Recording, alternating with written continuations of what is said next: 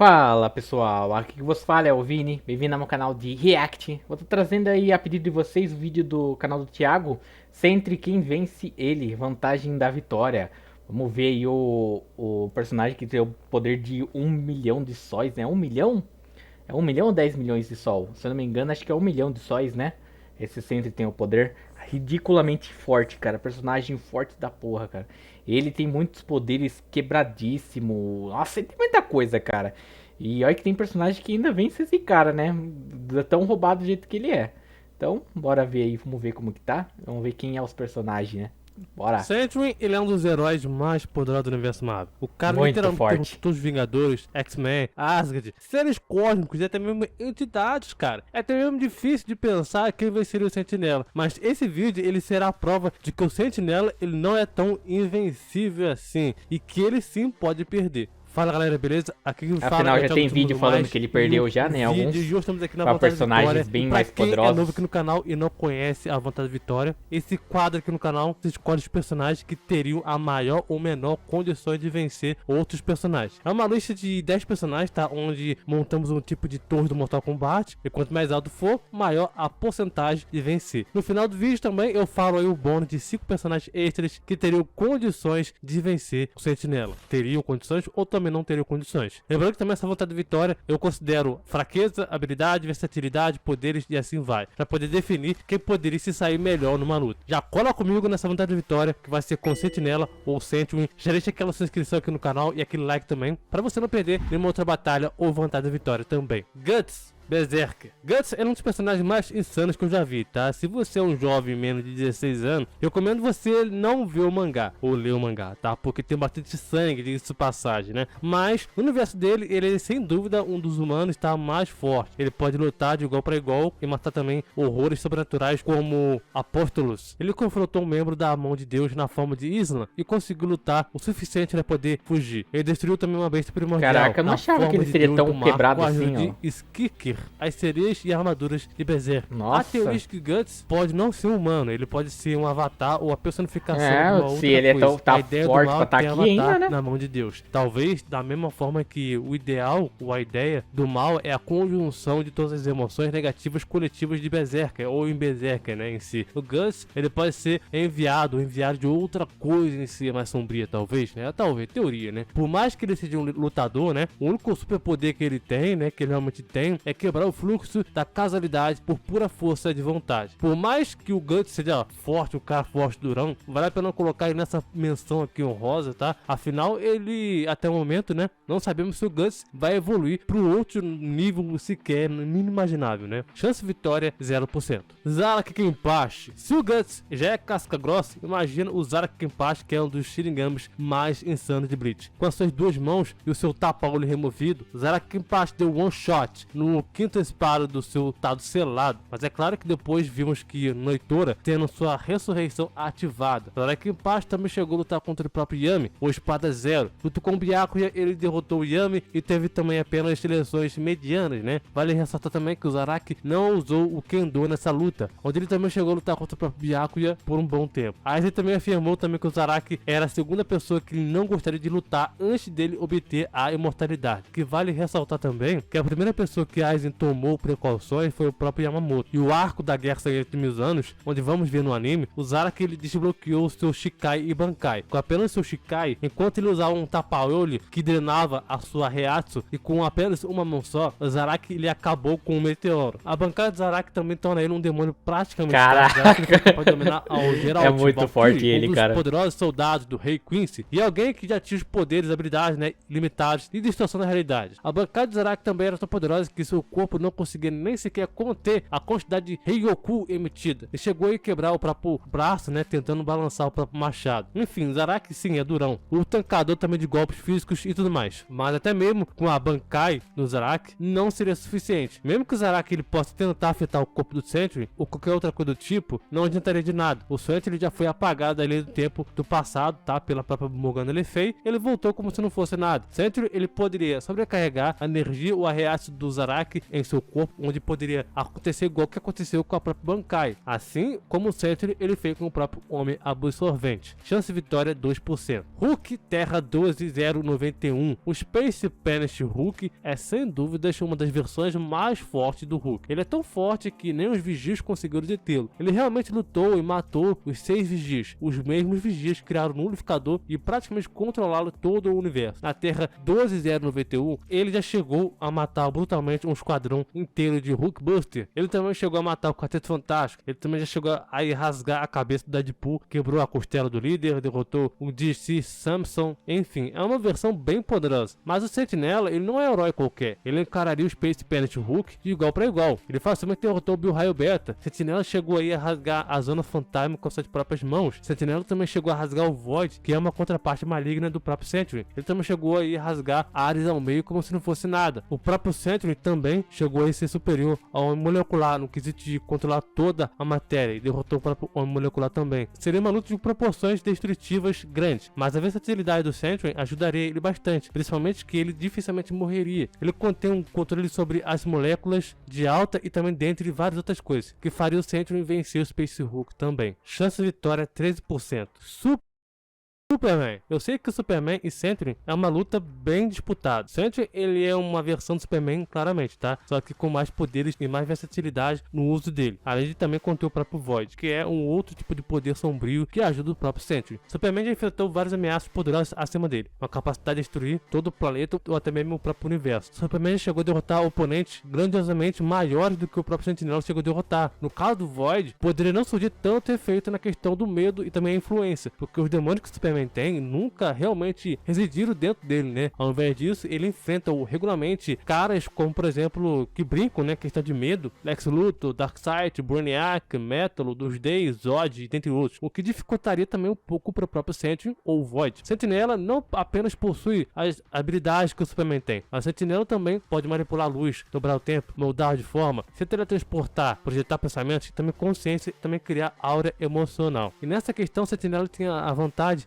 significativa sobre o Superman em relação ao poder puro. E se compararmos a questão da experiência de batalhas, Superman ele vence com folga. O Sentinela, por outro lado, enfrentou os Vingadores em várias ocasiões, mas principalmente lutou contra o Void. Embora o Superman ele tenha vantagem do tempo em suas mãos, isso não muda o fato de que ele já enfrentou desafios muito maiores e inimigos muito mais mortais do que o próprio Sentry. É muito difícil, um duelo muito difícil de dizer e apontar que realmente venceria. E por isso que eu acredito que as chances do Superman vencer são tão altas quanto do próprio Sentinela também vencer. Chance de vitória 50%. Doutor Manhattan. Esse seria um duelo bem equilibrado, na minha opinião, tá? Porque o Doutor Manhattan não conseguiria apagar o Sentry, nem mesmo o Sentry não conseguiria apagar o Doutor Manhattan. Ambos têm questão de manipulação da matéria muito boas. Ataques físicos não funcionam no Manhattan, afinal ele não tem um corpo físico em si. Sentinela, ataques físicos, ele tem resistência contra isso, mas como ele é por energia, meio que ataques físicos também não funcionaria tanto, o que faz com que a única possibilidade de analisar o Sentry contra o Manhattan é na importância de que cada um tem na obra. Dr. Manhattan é tão poderoso que a Perpétua quase perdeu para a Liga da Justiça, que tinha uma pequena quantidade de poder do próprio Dr. Manhattan. A Perpétua até sentiu essa energia quando o Batman aqui obteve um poder inferior no próprio Dr. Manhattan. Dr. Manhattan ele também foi considerado uma energia conectiva e a mesma energia conectiva que eu costumava criar universos infinitos para um universo pelas mãos do multiverso DC. Dr. Manhattan também destruiu o metaverso DC. Também chegou aí a reiniciar ele. O metaverso DC ele é considerado o único universo. Ele também chegou aí a matar a Pandora, que era considerada imortal, onde ela nem poderia ser morta pelo próprio Vingador Fantasma. Ele também chegou aí a remover 10 anos da linha do tempo da DC, com a influência da grande escuridão. É claro que seria um duelo complicadíssimo, talvez mais difícil dessa lista aqui, mas eu consideraria essa luta que no empate, ambos ficariam num ciclo em que qualquer um pode vencer. Chance de vitória 52%. Altair Recreator. Altair Recreator é uma personagem que poucos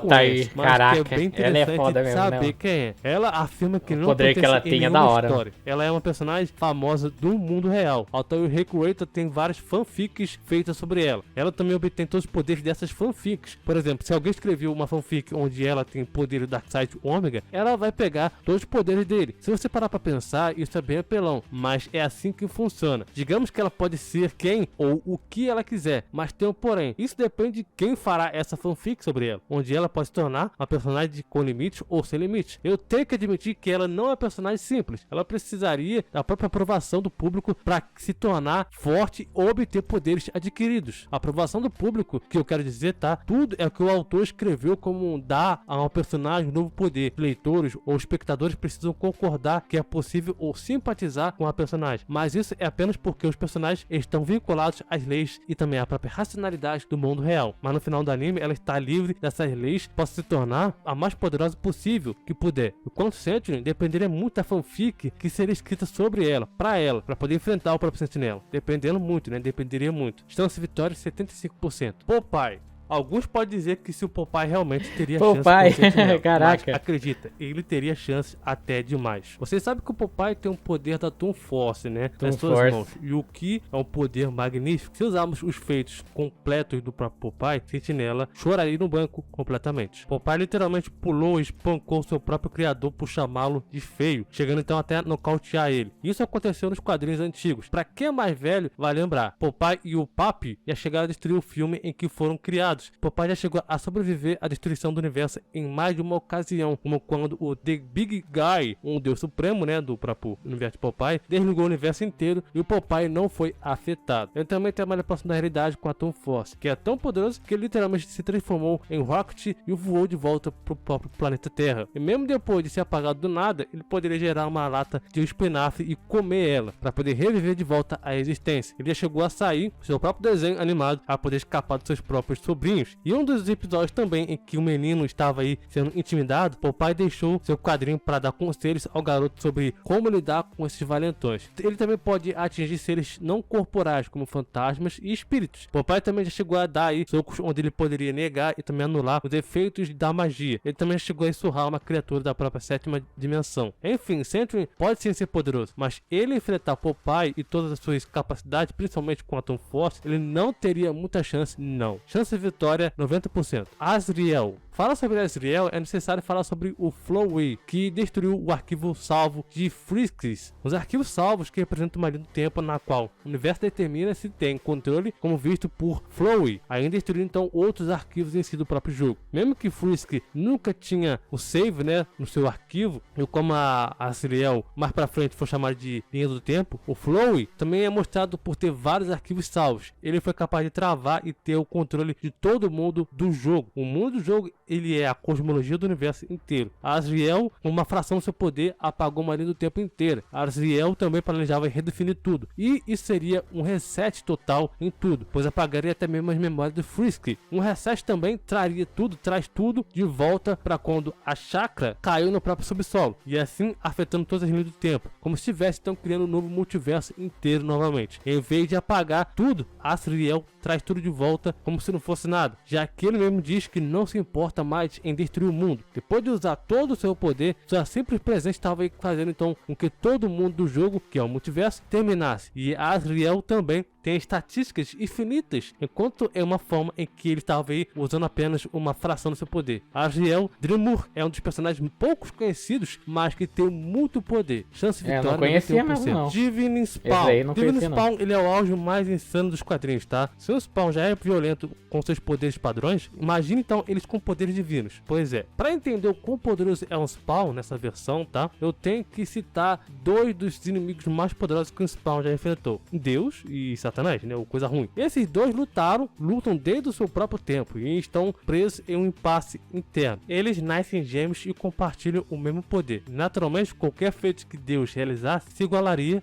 ao próprio coisa ruim e outras divindades. Deus foi capaz de criar todo o céu, então incluindo também vários reinos do tamanho do universo. O Elísio, que se expande e também toca todas as partes do tempo, também o próprio trono da criação, que foi utilizado por Mammon, foi capaz de recriar todo o universo e causar a destruição de vários mundos e espaços universais várias vezes. O coisa ruim chegou a criar todos os 9 reinos do inferno e também conhecidos também seus próprios reinos também do tamanho do infinito, e foi capaz de derrotar o Malebolgia, que foi o rei do inferno mais forte conhecido em então. Ambos ajudaram a forjar a cosmologia do universo de Spawn. O Spawn, ele já encarregaria de acabar com o impasse entre eles e derrotar os dois. No início do confronto do Simons com Coisa Ruim, é revelado que ele é o ser conhecido ali como o Homem dos Milagres, ou a Mãe da Existência, que havia apenas uma maneira de impedir que Deus e o Coisa Ruim trouxesse de volta o Armagedon e a destruição dos mortais ao mundo. Spawn precisaria viajar até o Jardim do Éden para poder se alimentar as criaturas conhecidas como os discípulos que o aguardam, comer o fruto proibido contido dentro do jardim e só assim ter o poder para poder enfrentar os gêmeos, o Deus e o Coisa Ruim. Simons também segue em diante com essa tarefa de acabar matando todos os discípulos, devorando então o fruto proibido, transformando então em cria divino, que por sua vez lhe concede poderes e a capacidade absurda de que colocam ele no mesmo nível de Deus e o Coisa Ruim. O Spawn então usou seus novos poderes em si, para poder confrontar os dois diretamente. Porém, pois foi afirmado que mesmo que Deus e o Coisa Ruim lutassem contra o Spawn divino por toda a eternidade, nunca haveria um vencedor. O Simons veio com um plano onde ele derrotaria o exército dos céus e do próprio inferno, e então ele permitiu que ele pudesse ser morto apenas para poder ressuscitar usando o poder do Homem dos Milagres, onde ele então recria um universo inteiramente novo, deixando então Deus e o Coisa Ruim presos em suas mãos. Um conflito eterno nos restos vazios do velho universo. E nesse clímax de história, onde o Simons e o Homem dos Milagres se fundiram, seus seres se formam da vida final e ele se transforma em uma encarnação conceitual e física de tudo que existe ou existirá, também conhecido como God Spawn. O Homem dos Milagres também ele é o criador tanto de Deus quanto do Coisa Ruim, mas eles não são apenas criações, mas sim a Mãe da Existência criou um número infinito de filhos, cada um igual a Deus e Coisa Ruim, e cada um com os seus próprios universos e reinos. O Homem dos Milagres ele é o mais poderoso de todo e qualquer um dos seus filhos, a ponto de que casualmente pudesse remover os poderes e tornar eles como bebês a qualquer momento que ele desejar. Ele é um ser onipresente que preside mano, olha isso, mano, é muita coisa, mano. Todos os conceitos dentro disso. Esses são os poderes que Spawn usou para poder criar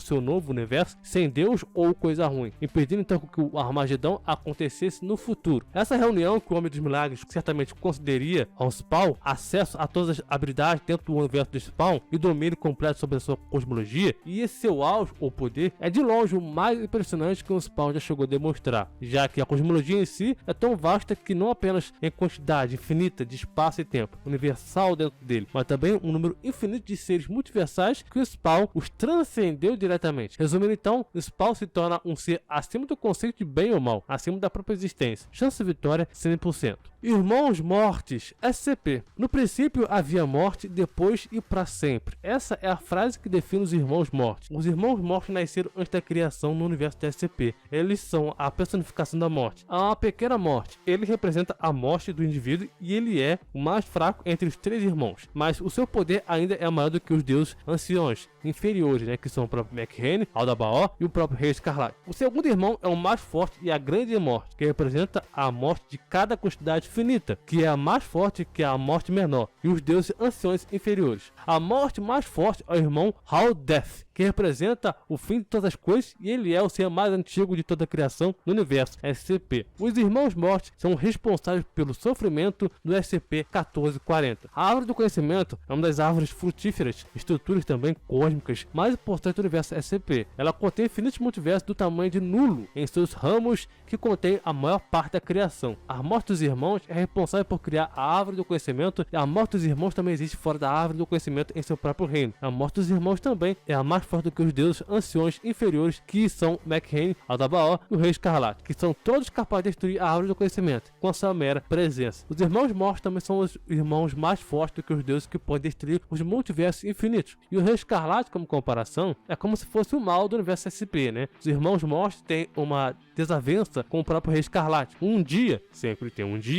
Rei Escarlate liderou um ataque mortal a toda a criação, com seus exércitos iniciando então uma guerra. Durante essa guerra, os Irmãos Mortos ressuscitou todos os seres que morreram em toda a criação, o que levou à luta contra o Rei Escarlate e seus exércitos. A guerra fez com que toda a criação fosse destruída, deixando então pouco ou quase nada sobrando, quando o Rei Escarlate morreu pelos heróis nos exércitos da morte dos irmãos. Os irmãos então reivindicaram a sua alma. A grande morte viu o Rei Escarlate como um inseto. Em comparação, talvez até maior, os Irmãos Mortos, ou no caso aqui, o Rei Escarlate é superior, ou é como se fosse o Luciano Stark da DC, talvez bem mais poderoso. Chance de vitória 100%. E o bônus é a Mulher Maravilha Forte dos Mundos, teria 90% de chance de vitória. Darkseid Ômega 100% de vitória. Godzilla Hits 50% de vitória. Freeza 15% de vitória. E Mangog 45% de vitória. Mas quem vocês acham que o Sentinela venceria ou que ele perderia? Comente aqui embaixo. Tem muitos personagens, né, cara? Aproveite também, comenta qual tanto em animes quanto você em gostaria de ver com em animações, ou vontade da vitória tudo. também com outros personagens. Vai ser muito importante. Então não dá pra determinar quem é mais forte ou quem não. Tipo, que são muitos personagens. Sentry é muito forte, não vou mentir. Os feitos dele, a quantidade de coisa que ele tem é absurdamente grande. Só que tem muita coisa aqui, muitos personagens, como eu já disse. Então não tem como você determinar qual que é mais forte e qual que não é. Então é complicado dessa lista, assim. Tipo, ele falou vários personagens ali, né? Os poderes dele, as explicações, tudo. Os personagens tipo Cartoon, né? Que tem o poder da Toon Force. Realmente são bem fortes, afinal eles conseguem fazer qualquer coisa. Então é muito legal trazer esses duelos que ele tem, né, com os personagens, pra ver quem é mais forte, qual é o poder que sairia vitorioso e tudo. E olha que, tipo, pra quem sabe do Sentry não é pouca coisa, e esses personagens conseguem superar ele ainda, né? Mas então é isso, pessoal. Valeu pra quem acompanhou até agora. Se gostou, só curtir, se inscreve no canal, deixa nos comentários um vídeo, uma música, comentar reagindo, beleza? Vou indo nessa, falou, até a próxima e fui!